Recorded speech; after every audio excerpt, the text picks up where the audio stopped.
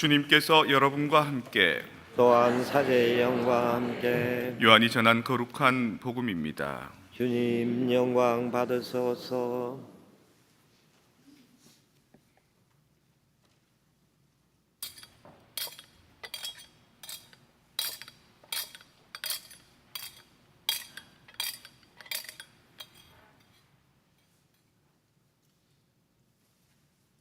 주간 첫날 이른 아침, 아직도 어두울 때에 마리아 막달레나가 무덤에 가서 보니 무덤을 막았던 돌이 치워져 있었다.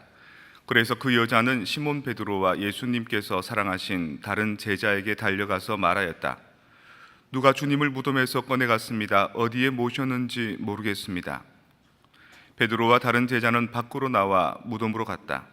두 사람이 함께 달렸는데 다른 제자가 베드로보다 빨리 달려 무덤에 먼저 다다랐다. 그는 몸을 굽혀 암아포가 놓여 있는 것을 보기는 하였지만 안으로 들어가지는 않았다. 시몬 베드로가 뒤따라와서 무덤으로 들어가 암아포가 놓여 있는 것을 보았다. 예수님의 얼굴을 쌌던 수건은 암아포와 함께 놓여 있지 않고 따로 한 곳에 개켜져 있었다. 그제야 무덤에 먼저 다다른 다른 제자도 들어갔다. 그리고 보고 믿었다. 사실 그들은 예수님께서 죽은 이들 가운데서 다시 살아나셔야 한다는 성경 말씀을 아직 깨닫지 못하고 있었던 것이다. 주님의 말씀입니다. 그리스도님 참여합니다.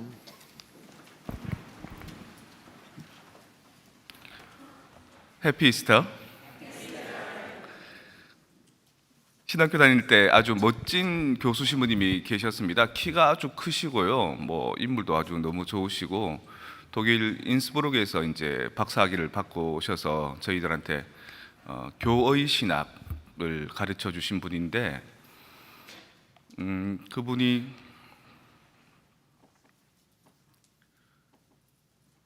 한 번은 그 대학로, 서울신학교에 있는 대학로 근처에서 웬 아가씨랑 예쁜 아가씨랑 팔짱을 끼고 이렇게 가시는 겁니다. 그래서 아이들이 이제 우리 학생들이 수업 시간에 신부님 그 사람 누구예요? 그러니까 내가 잘 아는 애지. 여자하고 팔짱 끼고 가도 돼요. 이러니까 뭐 어때? 본질이 중요하지.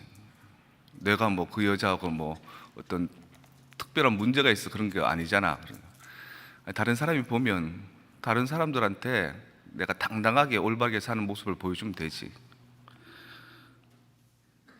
그분은 또 우리 여름 방학 때 이제 숙제 내주잖아요. 숙제 제대로 못하고 여름 방학 동안 또 신학생들은 각 본당에서 파견 나가서 학사님으로 일하다 보면 새까맣게 타서 오기만 하지 책 한 권 제대로 읽지 못하거든요. 그럼 그분이 오셔가지고 라이너 마리아 릴케 시를 읽어주시면서 이제 대단했던 여름이 지나갔습니다. 뜨거웠던 태양이 갔습니다. 하지만 아직까지 저의 열매가 익지 않았습니다. 주님, 저에게 단 하루만 남국의 따스한 햇볕을 비추어 주십시오. 이런 시를 읽어주시는 거예요. 그 마음이 우리 마음인 거죠. 여름 동안 공부 하나도 안 하고 책 한 권도 안 읽고 있다가 하루만 더 있으면 좀 숙제해 오겠는데 그냥 그 시만 딱 읽어주시고 숙제 검사 안 하십니다. 그분이 이제 부활에 대해서 이제 우리한테 가르쳐 주실 때 그런 말씀하셨습니다. 부활은 아하 체험이다. 부활은 머리로 이해하는 게 아니고 배운다고 알 수 있는 게 아니다. 이렇게 말씀하셨거든요. 오늘 제자들도 예수님 무덤가에 가보지 않습니까? 물론 마리아 막달레나가 먼저 가서 빈 무덤을 발견하고 제자들한테 얘기하죠. 가보니까 부활하신 예수님은 없습니다. 그냥 돌만 치워져 있고 예수님을 감쌌던 그 천들이 개켜져 있고 비어 있는 무덤만 발견하는 거죠. 그리고 이제 성경 오늘 마지막 부분에 사실 그들은 예수님께서 죽은 이들 가운데서 다시 살아나셔야 한다는 성경 말씀을 아직 깨닫지 못하고 있었던 것이다. 예수님이 바로 지척에 두고 늘 가르쳐주고 나는 고난을 받아야 된다. 그리고 죽었다가 사흘 만에 태어날 것이다. 얘기를 계속 했는데도 제자들은 못 알아들은 겁니다. 부활이라는 것은 가르쳐주는 것만으로 공부하는 것만으로 알 수 있는 게 아니라는 겁니다. 그럼 어떻게? 체험해야 된다. 아하 하고 내 삶 안에서. 작년 이맘때는 아버지 병환을 얘기를 들었습니다. 이제 폐암이 이제 터미널까지 갔고 손수술 말기고 그 암이 퍼져서 그 척추에 보석처럼 이렇게 박혀 있더라는 겁니다. 그래서 이 척추가 암세포에 의해서 완전히 잠식이 돼서 조금만 이렇게 잘못 이렇게 부딪혀도 뼈가 으스러지기 때문에 조심해야 된다고. 그리고 이제 병원에서 하는 말이 한 6개월 정도 그 이하일 수도 있다 이렇게 말씀하셨거든요. 그래서 미국 땅에 있으면서 금방 갈 수 없었고 코비드도 그때 있었고 또 저도 스케줄이 있고 그래서 막 골머리를 앓았습니다. 그리고 아버지도 걱정되지만 뭐 어떻게 뵈야 되나, 내가 가서 할 것도 없지만 내가 못 가서 어떡하나 이 걱정이 되게 많았거든요. 그래서 부활이 사순절이 참 힘들었습니다. 정말 컨디션도 안 좋았고, 근데 막상 아버지 뵈니까 아버지한테 내가 참 극진하게 잘 해드릴 줄 알았거든요. 아버지 딱 뵈고 아버지는 뭐 옛날에 살던 모습대로 그대로 사실 거 아닙니까? 말씀도 마음도 행동도. 그리고 심지어는 자식들 사랑하는 마음이 있지만 부모님들 세련되지 못하잖아요, 표현이. 저와도 그냥 이렇게 퉁명스럽게 얘기하는 것 보고 내가 또 엄마 편 들고 아버지 원망하고 완전 불효자 중에 그런 불효자가 없을 정도로 오히려 마음을 콱 상하게 해드리고 온 겁니다. 제가 한 열흘간 있으면서 병든 아버지, 마지막일 줄 모르는 그 아버지를 두고. 그러나 이제 아버지가 미국 와서 이제 다시 돌아와서 계속 제가 카톡 보내고 전화하고 이러면 연락을 잘 안 받습니다. 그래서 마음속으로는 아유, 아버지 살만 하신가 보다. 그전에는 막 오늘 내일 이러니까 얼른 와서 뭘 정리해야 되고 너를 보고 싶고 이랬는데 이제는 살만 하신가 보다 이렇게 상황했는데, 그래도 마음 한 구석에는 찜찜하죠. 신자들한테는 효도해라 그러고 사랑해라 그러고 이해해라 그러고 용서해라 그러고 이런 말을 맨날 하면서 정작 나는 그렇게 못하니까. 근데 며칠 전에 아버지한테 이렇게 카톡이 왔습니다. 작년에 나 때문에 한국에 어렵게 와서 고생한 것은 내가 미안하게 생각한다. 하지만 네가 나한테 보인 행동은 참 섭섭했다. 자식들에게 성장 과정에 마음의 상처를 많이 준 내가 애비로서 항상 미안하게 생각한다. 그동안 고마웠다. 이런 그 카톡이 왔어요. 그래서 제가 뭐라고 답하기도 그렇고 해서 그냥 예 알겠습니다 이러고 답을 드렸습니다. 그리고 또 한 일주일 있다가 그동안 잘 지냈는지, 내가 한 말 한마디에 너의 가슴속을 답답하게 만든 것 같아서 미안하다. 건강하게 잘 지내기 바란다.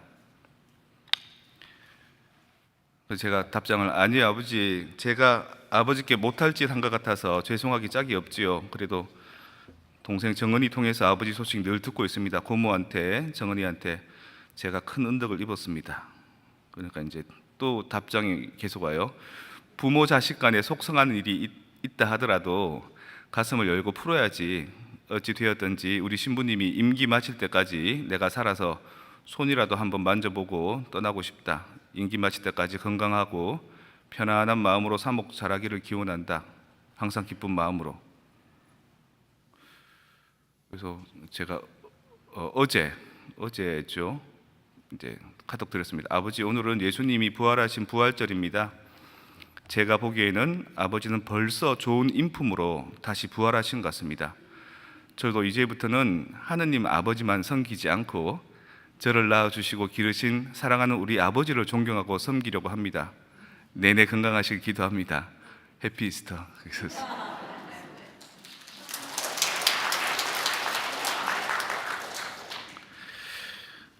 이게 부활이더라고요. 이게 아하, 부활이구나. 우리 아버지가 먼저 부활하셨구나. 큰 그릇이 작은 그릇 품어주셨구나. 그래서 나도 아버지한테 아버지 죄송합니다 그러고 얘기할 수 있는 나 자신의 부활도 맞았구나.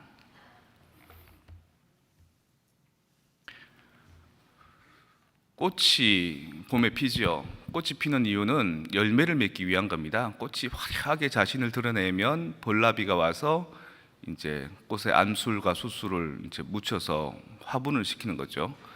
그 다음에 거기서 열매가 납니다. 근데 꽃은 1년 내내 잠시 핍니다. 화무 11홍이잖아요. 잠시 핍니다. 하지만 그 잠시 핀 그것 때문에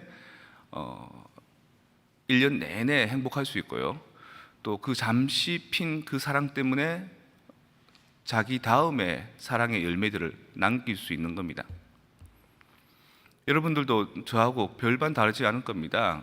여기 미국에 살고 있는 사람끼리도 서로 갈등과 상처와 아픔을 주고요. 그리고 저 멀리 한국에 있는 분들한테 떨어져 있으면 뵙고 싶고 궁금하고 걱정스럽지만 가봐야 별로 그죠? 그런 저나 여러분의 삶 안에서 뭔가 부활이 바로 이런 거다라는 체험이 좀 있었으면 좋겠습니다. 물론 제가 꽃필 때하고 여러분이 꽃필 때하고 제가 열매 맺을 때하고 여러분이 열매 맺을 때하고 시기는 다 다를 겁니다. 사람마다 삶의 역사가 다 다르고 삶의 과정이 다 다르고 각자의 이 어떤 캐릭터와 패턴이 다 다르기 때문입니다. 그래서 부활절은 꼭 이 4월 달에만 오는 게 아닙니다. 여러분이 서로를 사랑할 때, 여러분이 서로에게 화해할 때, 여러분이 다시 희망을 가질 때, 여러분이 새로운 삶의 변화를 맞이할 때, 그게 진정한 부활인 거죠. 그리고 그 꽃은 시들겠지만 다음에 또 꽃이 핍니다.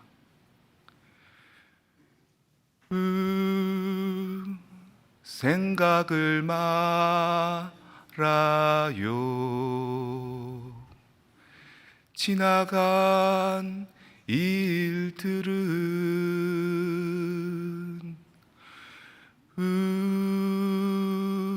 서러워 말아요. 떠나간 님인데 꽃잎은 시들어요. 슬퍼하지 말아요. 때가 되면 다시 필걸. 서러워 말아요.